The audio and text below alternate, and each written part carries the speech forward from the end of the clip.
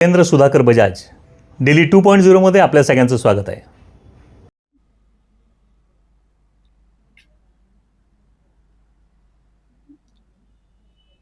ठाण्यात निवासी डॉक्टरांचा एल्गार, 24 तासात निर्णय न झाल्यास आपत्कालीन सेवाही बंद करण्याचा इशारा.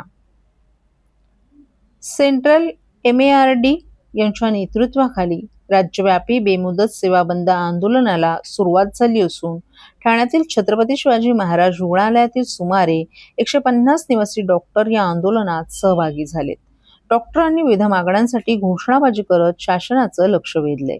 आंदोलनामुळे आपत्कालीन सेवा वगळता OPDसह इतर सर्व वैद्यकीय सेवा बंद करण्यात आल्या आहेत.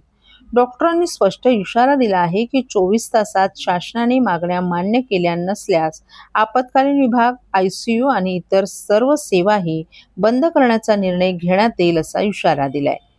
त्यांचा कोणत्याही वैद्यकीय शाखेचा अपमान करण्याचा हेतू नसून प्रत्येकानं आपल्या शाखेच्या कार्यक्षेत्रातच वैद्यकीय सेवा द्यावी असं निवासी डॉक्टरांनी सांगितलं.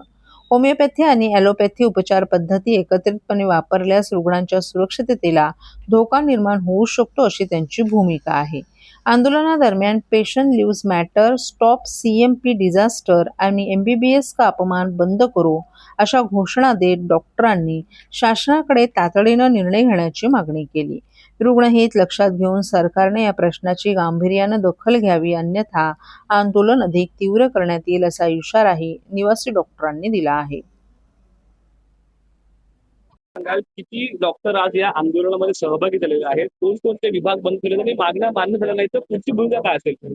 आज शिवाजी हॉस्पिटल मधील जवळपास 150 डॉक्टर, निवासी डॉक्टर या आंदोलनामध्ये सहभागी झालेले आहेत.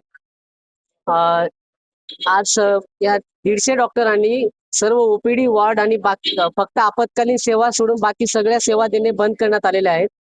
आणि जर 24 तासात ह्या मागण्या मान्य नाही झाल्या तर आपत्कालीन विभाग, ज्याला आपण इमर्जन्सी म्हणतो, ते सुद्धा बंद होईल. आणि त्यामुळे इमर्जन्सी मध्ये पेशंटला खूप याचा धोका होऊ शकतो. शासनाने याची गंभीरपूर्वक दखल घ्यावी.